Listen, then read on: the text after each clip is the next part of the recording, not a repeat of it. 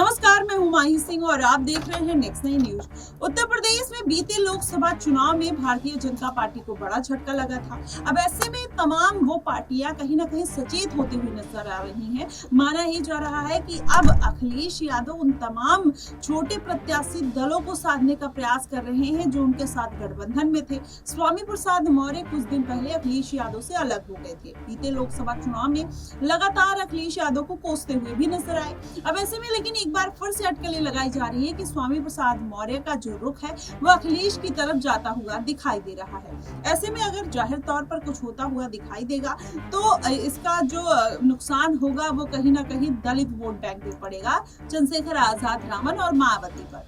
क्या वो मायावती या आजाद रावण ये चाहेंगे कि स्वामी प्रसाद मौर्य फिर से अखिलेश की पार्टी में शामिल हो जाएं? क्योंकि जब बीते लोकसभा चुनाव में कुशीनगर सीट पर चंद्रशेखर आजाद की जरूरत स्वामी प्रसाद मौर्य को थी तो कहीं ना कहीं वो उनके पास पहुंचे और वहां पर उनके लिए चुनावी प्रचार किया, स्वामी प्रसाद मौर्य के लिए। अब ऐसे में चुनावी प्रचार तो किया लेकिन उसका कोई बहुत ज्यादा इम्पैक्ट देखने को नहीं मिला। मात्र 24,000 वोट स्वामी प्रसाद मौर्य को मिलते हैं। ऐसे में उनका गिरता हुआ जनाधार अब माना ही जा रहा है कि अगर वो अपना गिरता हुआ जनाधार नहीं बचाएंगे तो आने वाले दिनों में उनकी मुश्किलें बढ़ जाएगी। हाई कोर्ट ने भी उनको बड़ा झटका दिया है, उनको भगोड़ा घोषित कर दिया गया है। उनकी बेटी संघमित्रा मौर्य और स्वामी प्रसाद मौर्य को हाई कोर्ट ने पूरी तरीके से कहा कि ये भगोड़े हैं, ये अपनी बातों पर नहीं रहते हैं। उनको बार बार समन दिया जा रहा था लेकिन वो समन को इग्नोर करके कहीं ना कहीं अपनी राजनीति करने में लगे हुए थे। लेकिन अब ये राजनीति किस तरफ जाती हुई दिखाई देगी ये देखना बेहद दिलचस्प होगा। लेकिन वहीं अगर पूरा समीकरण समझा जाए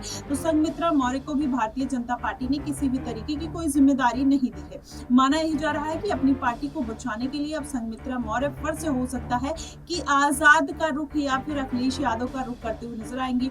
मायावती के साथ भी जा सकती है क्योंकि इसके पहले भी अगर देखा जाए लोकसभा चुनाव के बीच में मायावती के साथ स्वामी प्रसाद मौर्य की जाने की अटकलें लगाई जाने लगी थी और ये गठबंधन कहीं ना कहीं होते होते रह गया और वो लोकसभा चुनाव में कुशीनगर सीट पर जाकर अपना नामांकन दाखिल कर देते हैं और मायावती के गठबंधन की जो अटकलें हैं वो केवल मात्र खबर रह जाती है। अब ऐसे में फिर से यही माना जा रहा है कि अगर स्वामी प्रसाद मौर्य कोई बड़ा खेला करते हैं, मायावती के साथ अगर जाते हैं तो कहीं ना कहीं एक शर्त के साथ जाएंगे। अगर अखिलेश यादव के साथ आते हैं तो जाहिर तौर पर ज्यादा से ज्यादा सीटों की डिमांड कर सकते हैं। वहीं अगर सीटों की बात की जाए तो अखिलेश यादव और कहीं ना कहीं राहुल गांधी में फूट पड़ती हुई नजर आ रही है।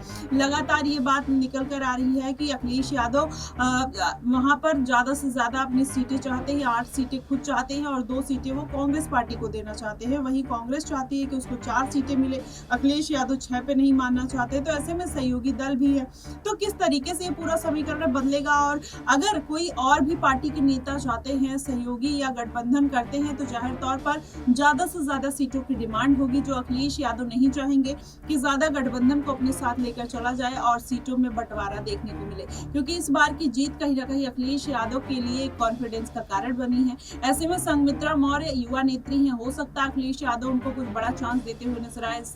10 विधानसभा सीटें हैं और 2 बार वो बदायूं से सांसद भारतीय जनता पार्टी से रह चुकी है।